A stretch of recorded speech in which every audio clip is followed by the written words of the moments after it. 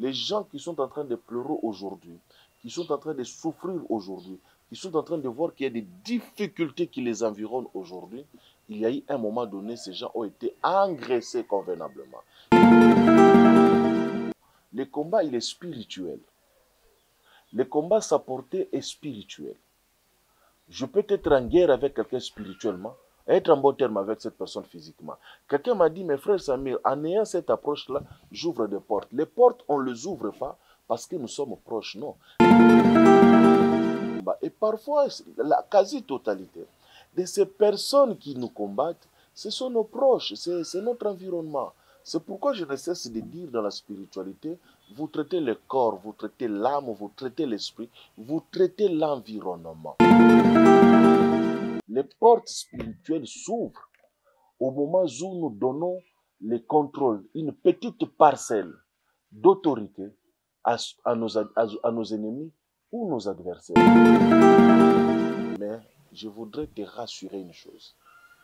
À chaque fois que tu vas tendre la main à quelqu'un, sache que tu es en train de donner à cette personne une portion d'autorité, de pouvoir et de contrôle sur ta vie.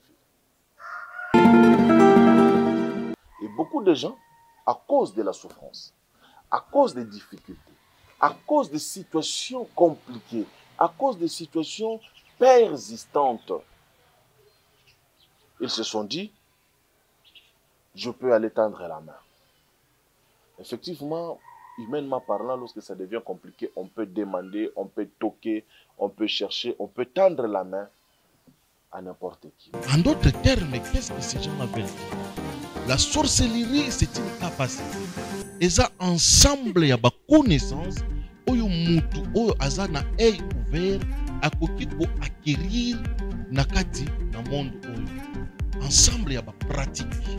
Ensemble, il y a une maîtrise, il y a une énergie, il y a une force, il y a un esprit, il y a une entité, oyo mutu aza ko acquérir, aza ko gérer, ko dominer, ko utiliser. Shalom, shalom, shalom, shalom, bonjour, bonsoir, bon après-midi. Ça dépendra à quel moment vous tombez sur notre émission. Et ma prière est que cette émission vous trouve en bonne santé et que si Yoshua Hamashia ne revenait pas demain ou après-demain, que nous puissions encore une fois de plus nous retrouver devant vous pour partager, parler, échanger. Shalom à vous une fois de plus dans vos maisons. Que la grâce, la bénédiction, la santé, la longévité soit votre partage. Ma prière, avant de commencer cette émission, est que la main de Dieu vous localise de partout où vous êtes, que la main de Dieu vous assiste, que la main de Dieu vous soutienne, que la main de Dieu fasse de telle enseigne que ce dont vous avez besoin soit à votre portée. Il y a des moments difficiles. L'humanité tout entière est en train de traverser des moments difficiles, des moments compliqués. Mais comme en Égypte, Israël, en Égypte, que l'Éternel Dieu vous mette à part, vous, votre maison, votre famille, votre affaire, votre business, tout ce qui vous appartient, que l'Éternel Dieu vous mette à part dans ces moments sombres, dans ces moments ténébreux. Que l'Éternel Dieu vous garde en toutes choses. Que la main de Yoshua Hamashia soit sur vous et qu'elle vous accompagne en toute activité au nom puissant de Yoshua Hamashia. Donc, laissez-moi vous dire shalom. Shalom, ça veut dire que la paix de Dieu garde vos cœurs, vos pensées à Yoshua Hamashia. Ne vous inquiétez de rien. Nous sommes là, une fois de plus, dans cette émission, le réalité spirituelle. C'est une émission avec laquelle vous commencez déjà à vous habituer par rapport au contenu, par rapport à ce que nous faisons. Et notre vision, ce n'est pas de commenter l'actualité, à moins que ce soit hyper important. Mais sinon, nous sommes là pour l'édification, nous sommes là pour les orientations, nous sommes là pour aider les uns comme les autres. Que la paix de Dieu vous aide, vous assiste, parce que ce que nous enseignons, ce que nous donnons, vous permettent non seulement à ce que les écailles tombent, mais cela vous permet aussi à ce que vous marchez sur le droit chemin et que vous comprenez qu'il faut être attaché fermement à Yoshua Hamashia, quel que soit le vent, les tempêtes, nous sommes accrochés à lui parce qu'il est notre Dieu, il est notre victoire, il est notre salut. C'est la toute première fois que vous tombez sur notre chaîne. commencez par vous abonner. Vous êtes déjà abonnés, aidez-nous à partager cette émission dans vos groupes, partout où vous êtes, partagez l'émission aussi, comme vous le pouvez aussi. Ça serait une bonne chose, ça sera un bon apport. Activez la cloche de notification pour que lorsque nous lançons, que vous soyez parmi les premiers intervenants, les premières personnes à voir. Surtout, n'oubliez pas de nous laisser un commentaire et de cliquer sur la pouce j'aime. Ça nous fait beaucoup du bien quand nous voyons vos j'aime. Cela montre que nous sommes en communion. Que Dieu vous bénisse. Je voudrais, pendant quelques minutes, j'ai parlé sur les dettes que nous payons sans le savoir. Les dettes avec des intérêts que nous payons sans le savoir. Et parfois, ces dettes sont extrêmement exorbitantes que nous perdions à la fin sans pour autant que ces dettes-là ne finissent. Et merci, il y a eu beaucoup de questions qui m'ont été posées in box. Je crois que je vais revenir à une prochaine émission pour essayer de répondre calmement à toutes ces personnes qui m'ont écrit. Le numéro que vous voyez affiché là, c'est un numéro WhatsApp. Vous pourriez m'écrire, je pourrais vous répondre, à moins que je sois empêché, à moins que je sois en d'autres choses. Sinon, lorsqu'on m'écrit, on me laisse un message, je finis toujours par répondre. Parce qu'il y a beaucoup de préoccupations, il y a beaucoup de cas à suivre.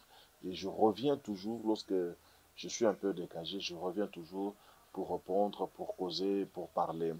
Et shalom une fois de plus, parce que je sais que vous en avez besoin. Donc, je voudrais aujourd'hui, d'une manière particulière, soulever un cas. Et quand je suis en train de parler, je suis en train d'enseigner sur les trois puissances qui impactent aujourd'hui le monde. Nous avons la puissance de l'occultisme, nous avons la puissance de la sorcellerie, nous avons la puissance du fétichisme. Entre autres, il y a aussi d'autres puissances. Et ces autres puissances, je les classe en deuxième catégorie. Mais aujourd'hui, ce sont ces trois puissances qui sont en train de bouger, qui sont en train de conduire le monde spirituel dans le monde, en fait, le monde du ténèbre. Et les combats qui sont résistants pour les enfants de Dieu se passent beaucoup plus dans ces domaines-là. Pourquoi? Parce que le fétichisme, l'occultisme et la sorcellerie, je pourrais les appeler des combats de proximité. C'est-à-dire, ce sont des personnes avec lesquelles nous avons été, nous avons vécu avec eux, nous avons mangé avec eux, en étant en contact avec eux. Ce sont qui sont capables de nous nuire et de nous faire beaucoup du mal. Quelqu'un m'a posé la question, me dit, mais frère Samé, pourquoi les sorciers ne parviennent pas à nous dévorer quand nous sommes faibles? Je lui ai répondu, j'ai dit, le meilleur des bergers est celui qui engraisse sa brebis convenablement pour bien le consommer, pour bien la consommer. C'est-à-dire qu'à un moment donné, ces mondes-là, que ce soit le monde de l'occultisme et de toutes ces choses-là, pour sacrifier quelqu'un, on commence par bien l'engraisser. C'est comme ça que vous allez voir, les gens qui sont en train de pleurer aujourd'hui, qui sont en train de souffrir aujourd'hui, qui sont en train de voir qu'il y a des difficultés qui les environnent aujourd'hui, il y a eu un moment donné, ces gens ont été engraissés convenablement. Soit dans leur enfance, soit par leur mari, soit par la famille. Ils ont été engraissés convenablement. Et à un moment donné, ils étaient même à l'oubli de la misère et de la souffrance. Et aujourd'hui, ils voient maintenant que non, ça ne tient pas, ça ne va pas. Effectivement, il y a aussi des exceptions de ces personnes qui sont nées dans la douleur, dans la souffrance, qui ont grandi dans la souffrance. Effectivement, il y a aussi ces cas-là, de ces personnes qui ont été combat sur combat. Quelqu'un m'a dit, papa, pour finir mes études, c'était un combat. Trouver un mari, c'était un combat. Avoir des enfants, c'était un combat. Tout ce que je fais dans ma vie n'était que combat sur combat. Je lui ai dit, mais effectivement, il y a des cas comme ça qui arrivent. Des combats dans tout le domaine. Vous ne pouvez pas avoir une promotion sans combat. Vous ne pouvez pas avoir un peu d'argent. Il faut qu'il y ait... C'est-à-dire que tout ce que vous faites, tout ce que vous cherchez, c'est des combats sur combats. Et parfois, la quasi-totalité de ces personnes qui nous combattent, ce sont nos proches, c'est notre environnement. C'est pourquoi je ne cesse de dire dans la spiritualité, vous traitez le corps, vous traitez l'âme, vous traitez l'esprit, vous traitez l'environnement. Celui qui néglige de traiter son environnement, cette personne ne fera rien de grand dans sa vie parce qu'il va échouer ou elle va échouer lamentablement. Traiter l'environnement dans le cadre de la spiritualité ne veut pas dire que vous devrez prendre des armes à feu, vous devrez prendre, je ne sais pas moi, des couteaux, des machettes, aller couper la tête, de toutes ces choses-là, comme il y a un verset de la Bible qui dit « Tu ne laisseras pas vivre la sorcière ». Donc beaucoup de gens pensaient, estiment qu'il faut prendre des machettes, il faut être violent. Non, le combat, il est spirituel. Le combat, sa portée est spirituelle. Je peux être en guerre avec quelqu'un spirituellement, être en bon terme avec cette personne physiquement. Quelqu'un m'a dit, mes frères Samir, en ayant cette approche-là, j'ouvre des portes. Les portes, on ne les ouvre pas parce que nous sommes proches, non. Les portes spirituelles s'ouvrent au moment où nous donnons les contrôles, une petite parcelle d'autorité à nos ennemis ou nos adversaires. Qu'est-ce que je veux dire par là? De leur autorité, de leur vie à des tierces personnes pour des besoins quelconques. Il y a un adage qui dit, la main qui donne est au-dessus de celle qui reçoit. C'est un adage. Et beaucoup de gens, à cause de la souffrance, à cause des difficultés, à cause des situations compliquées, à cause des situations persistantes, ils se sont dit, je peux aller tendre la main. Effectivement, humainement parlant, lorsque ça devient compliqué, on peut demander, on peut toquer, on peut chercher, on peut tendre la main à n'importe qui. Mais je voudrais te rassurer une chose. À chaque fois que tu vas tendre la main à quelqu'un, sache que tu es en train de donner à cette personne une portion d'autorité, de pouvoir et de contrôle sur ta vie. Jacob ne pouvait jamais, quelles que soient les prophéties qui étaient sur sa tête, qu'il deviendra grand, c'est lui par qui Dieu a tout promis. Jacob ne pouvait jamais devenir grand si et seulement si Ésaü n'avait pas renoncé à son droit d'aînesse. Il aurait fallu que Jacob commence d'abord par accéder à l'abandon, par accéder au droit d'aînesse d'Ésaü, pour pouvoir, dans la suite des temps, récupérer à la remise de sa mère ces droits d'aînesse-là, chez cette bénédiction chez son père. Donc, nous donnons des portions de pouvoir dans nos vies, tout simplement parce que nous sommes dans des situations difficiles. Nous sommes dans des situations compliquées et nous partons toquer vers des personnes à qui nous ne pourrions pas toquer normalement. Et souvent, lorsqu'ils disposent de ce qu'ils peuvent faire, ils peuvent te donner ou ne pas te donner. Le fait d'aller demander, le fait d'aller exposer ton problème chez une personne dont la moralité est douteuse, tu as ouvert ta porte seul. On n'ouvre pas la porte parce qu'on a donné la nourriture à un sorcier. Non, quand les sorciers viennent dans ma maison, je ne peux pas leur donner la nourriture parce qu'ils vont me bloquer. Ça, c'est faux. On n'ouvre pas la porte parce que sa maman est venue, qui est une grande sorcière. Vous avez pris $100, $1000, 1000 euros. Vous avez remis à cette dame-là. Et la dame... Non, non, non. Si vous êtes respectueux de la dîme, des offrandes, des actions de grâce, vous respectez tout ce qui est principe pour bâtir des sécurités autour de vos finances. Quelle que soit la personne qui reçoit vos finances, la personne ne vous détruira plus. Ne vous détruira jamais. Si la personne vous détruit, c'est-à-dire que vous lui avez donné une parcelle de pouvoir dans votre vie et dans votre marche. C'est-à-dire que la personne détient quelque chose de vous qui peut vous faire condamner. Déjà d'office, chaque relation est un pouvoir, est une parcelle d'autorité que l'on offre à quelqu'un. Le mariage, lorsque vous rentrez dans le mariage, le mari ou la femme, chacun reçoit ou retire de l'autre la parcelle de pouvoir. Être né d'une même famille donne à l'autre aussi un certain pouvoir sur vous. Appartenant dans un même pays, donne à certaines personnes d'avoir le pouvoir sur vous. C'est comme ça que le gouvernement peut décider sur toute une population, sans pour autant que cette population ne soit au préalablement consultée. Pourquoi? En étant né dans un même espace géographique, nous conférons d'office l'autorité, les pouvoirs à ceux qui sont au-dessus de nous. Ce sont des choses que vous devrez comprendre. Lorsque vous êtes locataire quelque part, lorsque vous payez votre loyer quelque part, vous donnez à votre bailleur une portion de pouvoir. Ne pas les payer, c'est ouvrir des portes. C'est-à-dire qu'un spirituel, c'est quelqu'un qui doit avoir de la matière, qui doit avoir de la connaissance dans ce qu'il est en train de faire et en train d'entreprendre. Vous prenez, vous contractez une dette et le fait de ne pas payer cette dette, vous donnez une portion d'autorité à la personne dont vous devrez. Et le monde tel que vous le voyez, il est assis sous le pouvoir des réclamations. Satan ne peut pas réclamer là où il n'y a rien, là où il n'y a pas ses intérêts, là où il n'a pas investi. Si vous sentez en vous, vous remarquez en vous qu'il y a une puissance de réclamation qui vous réclame ou qui réclame votre enfant, vos finances, votre mari, votre foyer, votre argent, votre travail, sachez que ces gens-là qui réclament, ils ont raison. Commencez d'abord par ça. Avant de dire je ne veux pas, avant de dire... Vous savez, la négation, sans un appui spirituel fort, ne vous produira absolument rien.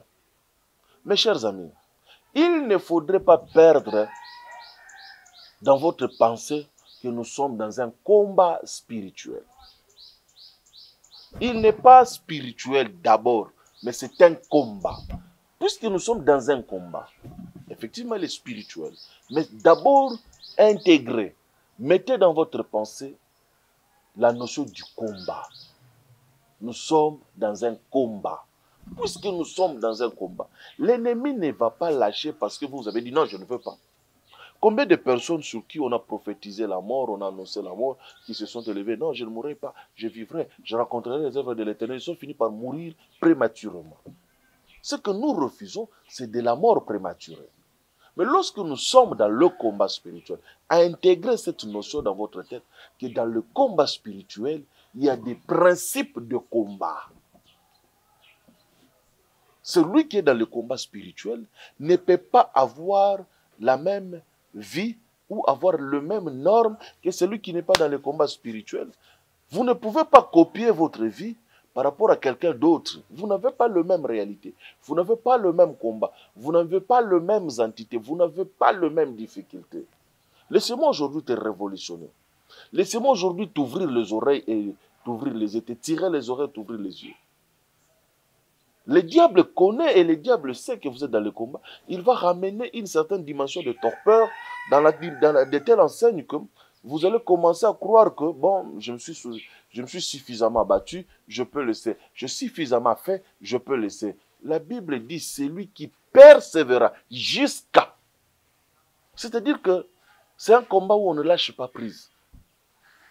Lorsque vous vous rendez compte que vous êtes dans le combat spirituel, votre attitude spirituelle doit changer. Vos enseignements spirituels doivent changer. Votre nourriture spirituelle doit changer. Votre habillement spirituel doit changer. C'est-à-dire que tout ce qui compose votre esprit doit changer.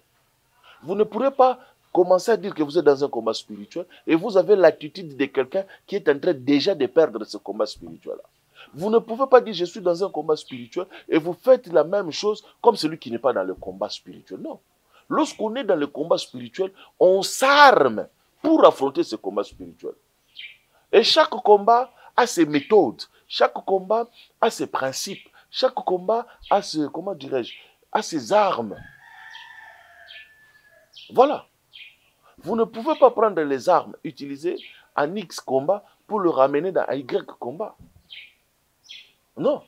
Connaissez, comprenez, découvrez la nature de votre combat et sachez de quelle manière et quelles sont les armes que vous pourriez utiliser contre votre combat. Il y a des combats qui peuvent se finir en un jour, mais des combats qui peuvent vous prendre du temps.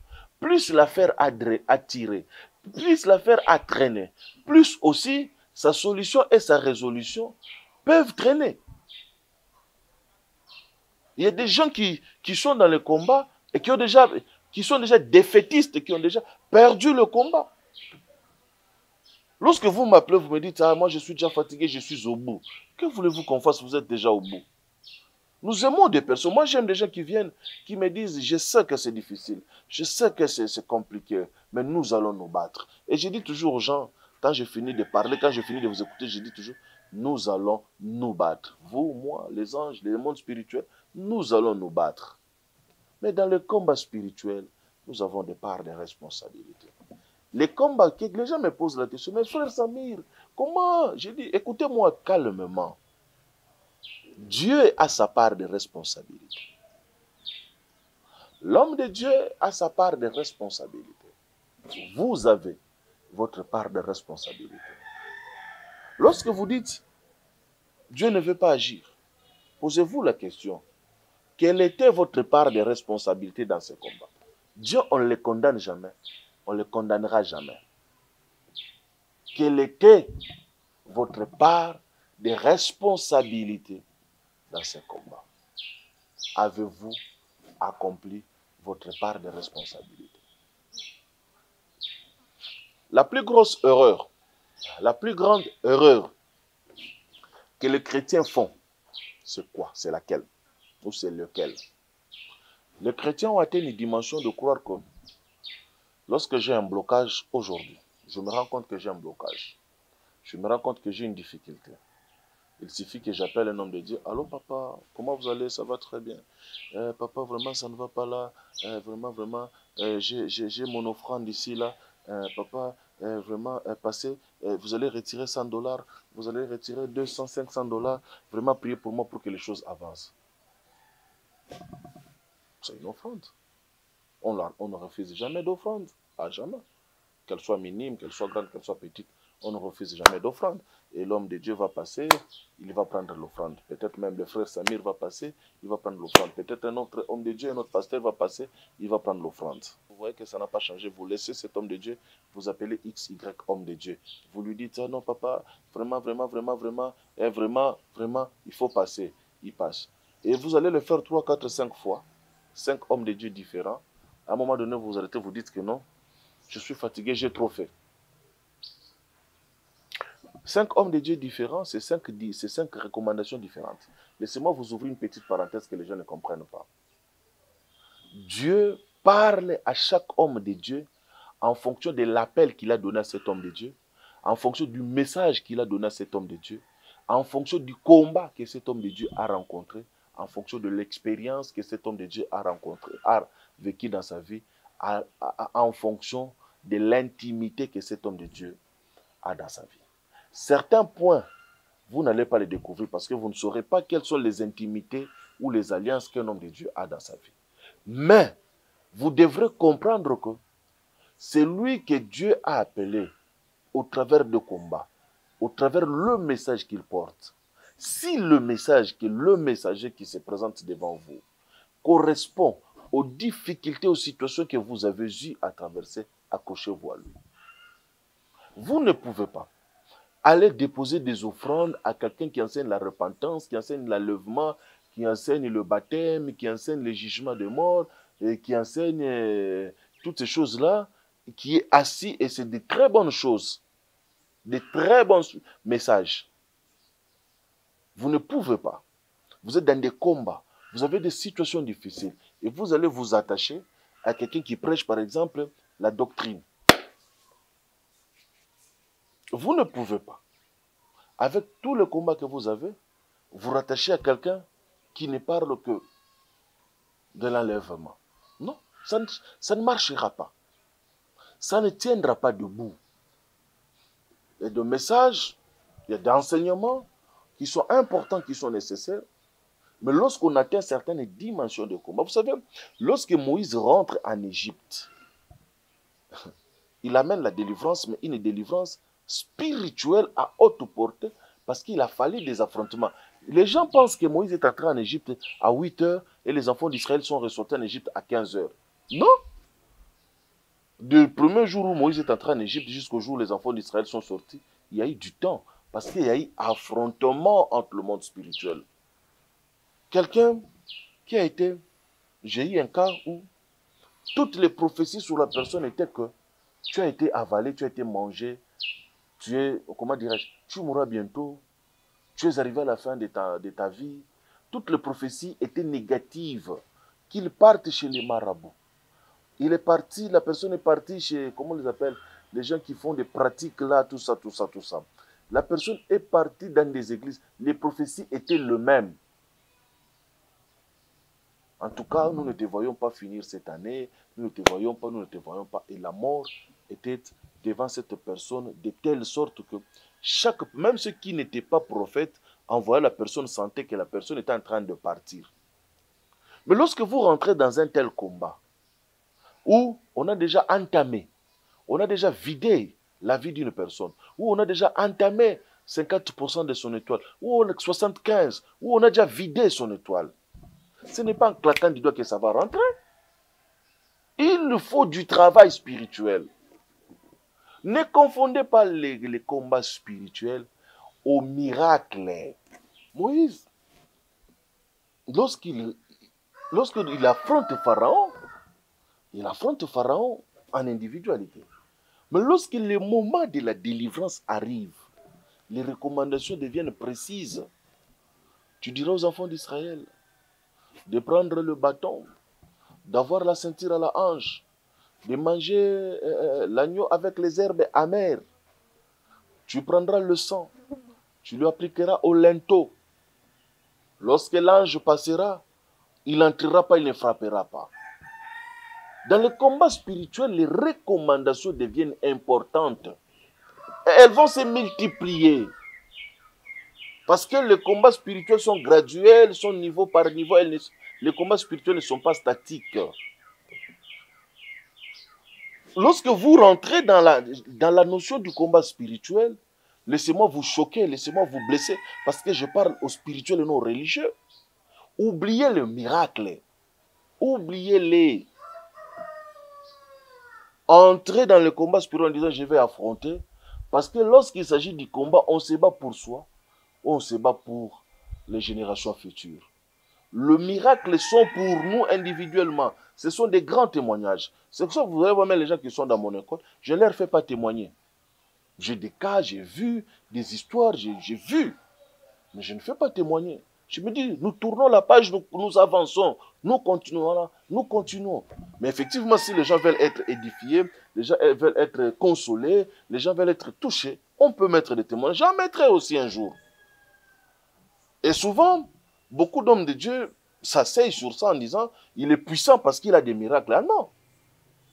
Moi, j'ai compris la vie, j'ai compris les réalités spirituelles. Je me suis dit, j'aimerais, dans mon ministère, avoir quelqu'un sur qui les prophéties disaient que tu es mort, revenir à la vie, que de ressusciter quelqu'un instantanément.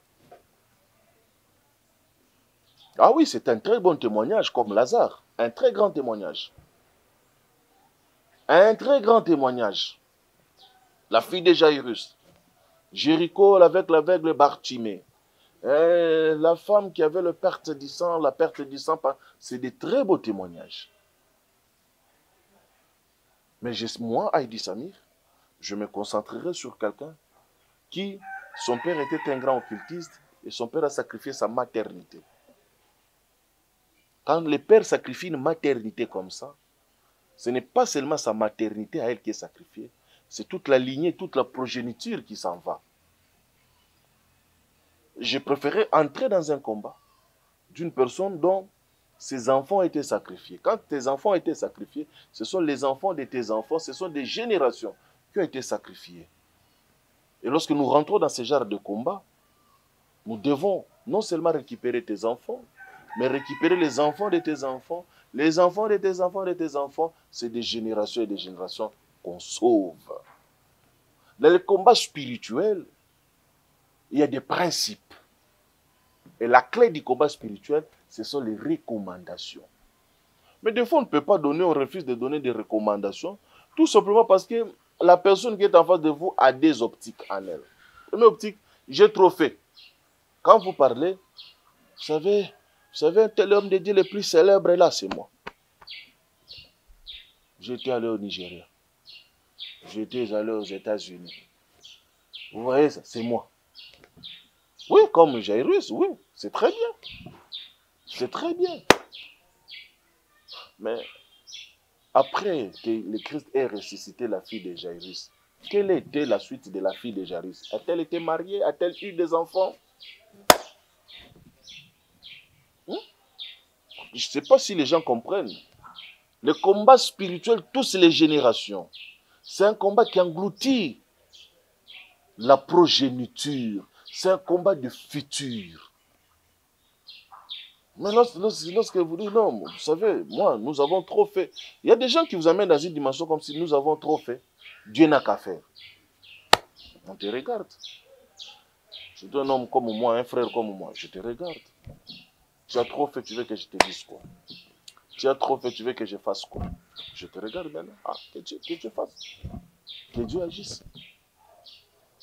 Parce que lorsqu'on rentre dans la dimension du combat spirituel, on rentre dans les domaines des sacrifices. On rentre dans les domaines des autels. On rentre dans les domaines de qu'est-ce que tu vas faire et qu'est-ce que tu feras. Si tu ne comprends pas ces choses-là, tu le mettes pas dans ta pensée. Non. La deuxième qualité des personnes, je dis la première qualité, c'est nous avons déjà trop fait. La deuxième qualité des personnes, ils t'exposent de ce combat. Lorsque tu veux parler comme ça, la personne a déjà le schéma de sa délivrance. Moi, je pense que nous allons jeûner 3 jours et Dieu va faire. Bon, tu estimes et tu penses que nous devons jeûner 3 jours, Dieu va faire. Tu n'as qu'à jeûner. 3 jours, ce n'est pas beaucoup, lundi, mardi, mercredi, puis c'est fini. Si la personne n'a pas le schéma de sa délivrance, moi, Dieu m'avait dit, ça devient très compliqué. Lorsque vous avez un homme de Dieu qui vous suit, qui vous encadre, vous avez aussi vos Dieu m'a dit. C'est ça ce qui tue les gens dans le combat spirituel.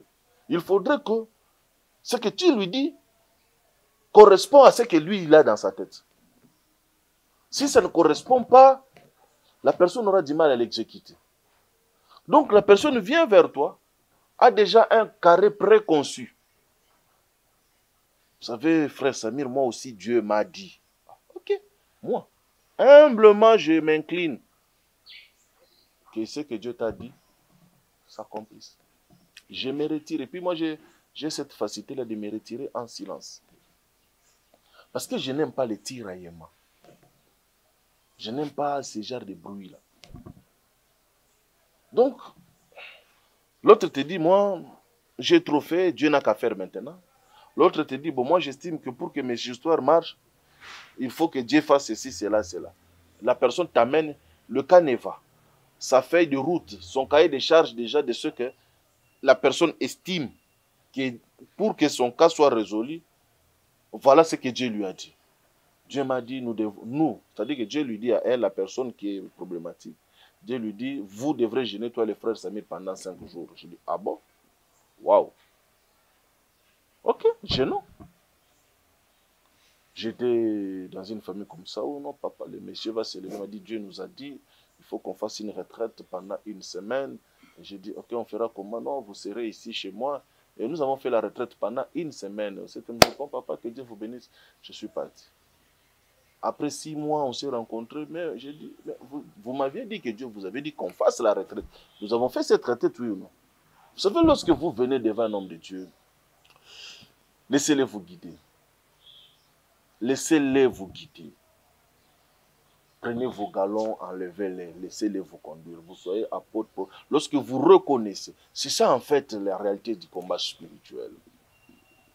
Lorsque vous reconnaissez, quelle que soit l'onction qui a été déposée sur vous, laissez-les vous guider. Qu'il soit fort en parole ou qu'il bégaye comme Moïse, laissez-les vous guider. Et lorsque vous atteignez la dimension de voir que non, j'ai un père spirituel, celui-ci, il prend la place de mon père spirituel, laissez-vous à sa disposition. Mes chers amis, je voudrais aujourd'hui m'arrêter en te disant, change l'attitude et la notion que tu as sur le combat spirituel. Le monde de la sorcellerie, le monde occulte, le monde du fétiche, c'est un monde qui est sans pitié. Dieu a établi des lois et des principes. Dieu pouvait faire comme ça. Et le péché allait disparaître. Mais avant que le péché ne soit, Dieu avait établi les lois. Lesquelles des lois qu'il ne pouvait pas violer. Et il savait que face au péché, il n'y a que des sacrifices. Il a montré l'exemple. Car Dieu a tant aimé le monde qu'il a donné. Si je ne peux pas corriger l'apôtre Jean, Mais si moi je me mettais à écrire cela, je dirais, car Dieu a tant aimé le monde qu'il a donné l'exemple du sacrifice. Si à lui-même, Dieu, pour récupérer sa création, on lui a demandé les lois établies qui étaient devant lui, les lois que lui-même avait établies, se sont opposées à lui pour lui dire que non, il faut sacrifier pour que tu récupères. Tu crois que toi là, qu'on a sacrifié. Surtout que le combat spirituel dans lequel nous sommes en train de nous battre, que je suis en train d'enseigner, ne concerne pas le royaume des cieux. On a deux options. Ou tu acceptes la situation dans laquelle tu es, tu vas aller au ciel, dans les cas d'espèce, tu iras toujours au ciel. Ou tu refuses, tu te bats pour changer les générations futures, dans tous les deux cas, tu iras toujours au ciel. Ou tu te mets dans la position du pauvre Lazare, tu souffres sur la terre pour aller vivre au ciel. Ou tu te mets dans la position, tu dis, j'ai déjà l'acquis, le ciel est un acquis. Lorsque nous recevons Yoshua Mashiach comme Seigneur et Sauveur, le ciel est un acquis. Nous pouvons le perdre au moment où, au cas où, nous ne marchons pas dans une... Vous avez une vie de sainteté, de sanctification, le ciel est un acquis. Mais la repentance et la conversion ne vous garantissent pas une vie meilleure sur la terre. Non, là vous devrez vous battre parce que c'est dans le domaine dans lequel le diable est assis. Sinon, tous ceux qui sont convertis, nés de nouveau, allaient se marier rapidement, aller avoir des enfants facilement, aller monter au travail, aller avoir des postes. Vous allez vous rendre compte, quelqu'un qui parle en langue rabasakamanayababa convenablement, mais il rate le travail, il échoue le mariage, il échoue le foyer. C'est dans ça que je suis. Il faut comprendre. C'est dans ce domaine que le diable a fait asseoir son trône. Malheur à vous, habitants de la terre. Parce que le diable, sachant qu'il a une courte durée, il est venu avec colère sur la terre. En d'autres termes, le diable a été expulsé dans les domaines spirituels pour venir s'asseoir dans les domaines matériels. Et dans les domaines matériels, tu dois combattre. Et combattre, ce sont tes sacrifices qui vont compter dans ces domaines-là. Je ne parle pas des sacrifices de Golgotha. Le Golgotha nous prend en charge dans le domaine spirituel.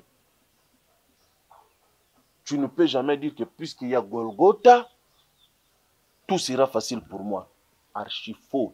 Tu vas échouer lamentablement. Bon, des exceptions sont là.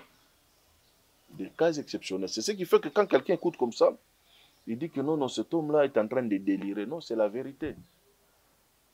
C'est la vérité. N'avons-nous pas vu des hommes de Dieu mourir avec la maladie? Les gens qui confessent que c'est de nos meurtrissures qui s'est chargé, c'est de nos maladies qui s'est chargé. Et cet homme de Dieu mourir. N'avons-nous pas des hommes de Dieu, n'avons-nous pas des prophètes, des prophétesses qui prennent des produits contre le diabète? N'avons-nous pas? N'avons-nous pas des hommes de Dieu qui meurent d'accident? L'un des plus grands prophètes de cette génération, en l'occurrence le prophète Branham, il est mort d'un accident. En connaissant que l'ange de l'Éternel campe autour de ceux qui le craignent et les aura de tout danger. N'avons-nous pas ça? C'est là où vous devrez comprendre les choses. Les réalités spirituelles, dans la dimension matérielle, ont des lois et des principes. Et des lois et des principes, c'est qu'est-ce que vous faites dans cette dimension. Peut-être vous avez combattu longtemps, sans pour autant que vous ayez quelqu'un qui a cette subtilité de comprendre que. Une dernière chose que je vais m'arrêter. On ne fait pas les caprices devant un homme de Dieu. On ne fait pas les caprices devant Dieu. On ne peut pas être capricieux devant un homme de Dieu, on ne peut pas être capricieux devant Dieu. Ah non, lui, il ne m'appelle pas, moi aussi je ne l'appelle pas. Tant mieux. Quelqu'un m'a dit, frère Samy, vous n'appelez pas les gens. Je dis, mais appelez-moi. Si moi je n'appelle pas, appelez-moi. Appelez-moi. Ah non, j'ai résolu de ne plus t'appeler parce que toi, tu n'appelles pas les gens, tu ne décroches pas le téléphone. Ça me change quoi? J'ai dit, ok, il n'y a pas de souci. Oh, mais tu parles. Je dis, mais que veux-tu que je te dise? Moi, je me rends compte que nous sommes dans un combat. Toi, tu veux commencer des caprices. Moi, je n'appelle que quand j'ai des recommandations. Moi. Je n'appelle pas pour la camaraderie. Je n'appelle pas pour qu'on sympathise. Mes enfants, mes frères, mes collègues, les gens avec lesquels je suis dans mon école, dans tout ce que je fais, savent. Quand je prends le téléphone, je dis, j'ai à te parler. Quelqu'un m'a dit, frères amis, parfois j'ai même envie de pisser sur moi. Parce que tu n'appelles pas. Donc quand tu appelles, qu'on se dit,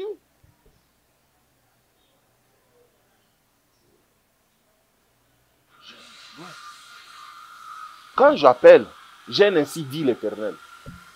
Si je n'ai pas un ainsi dit l'Éternel, je peux rester 2 ans avec toi, je ne t'appellerai jamais. Je suis en guerre contre toi, ou que je te néglige, ou que je t'oublie. Je peux prier pour toi tout le jour. Mais lorsque je prends mon téléphone, je te fais un message, comment tu vas? Que Dieu te bénisse. C'est-à-dire que ton esprit, ton nom a vibré dans mon esprit. Donc tu ne peux pas venir. Je ne parle pas que de moi. D'ailleurs, je l'ai dit à tout le monde, tu ne peux pas être camarade de ton père spirituel ou de ton encadreur. Vous pouvez rire, nous sommes humains. Mais tu dois garder cet aspect mystique de ton père spirituel en toi. Ton pasteur peut venir manger chez toi du 1er au 30. Tu dois savoir qu'il est mystique. Jésus mangeait chez Marie et Marthe, chez Lazare. Il savait que cet homme n'est pas comme tous les autres hommes. Tu ne peux pas en faire ton ami, ton camarade avec lequel tu peux blaguer n'importe comment. Tu vas perdre ce côté mystique, cet aspect spirituel, et tu vas te retrouver dans les perdements. Voilà un peu, avant que je revienne sur les 2 émissions que je suis en train de vouloir lancer la semaine prochaine sur le porte parallèle et dimensionnel et sur les dettes, les intérêts des dettes, comment s'affranchir. Je voulais mettre cette émission transitionnelle parce que je crois que la semaine prochaine, nous allons monter des gammes, nous allons monter encore des dimensions. Shalom dans vos maisons, paix dans vos maisons, la grâce dans vos maisons. Armez-vous de l'attitude du combat. Acceptez de payer le prix du combat. Affrontez, parce que vous ne vous battez pas pour vous. Vous partez pour des générations et des générations. Que Dieu vous bénisse. Shalom. À la prochaine. En d'autres termes, qu'est-ce que ces gens veulent dire? La sorcellerie, c'est une capacité. Et ça, ensemble, il y a des connaissances. Oyo mutu, oyo aza na œil ouvert, akoki ko acquérir nakati na monde oyo. Ensemble, il y a des pratiques. Ensemble, il y a des maîtrise, il y a des énergie, il y a des force, il y a des esprit, il y a des entité. Oyo mutu aza ko acquérir, aza ko gérer, ko dominer, ko utiliser.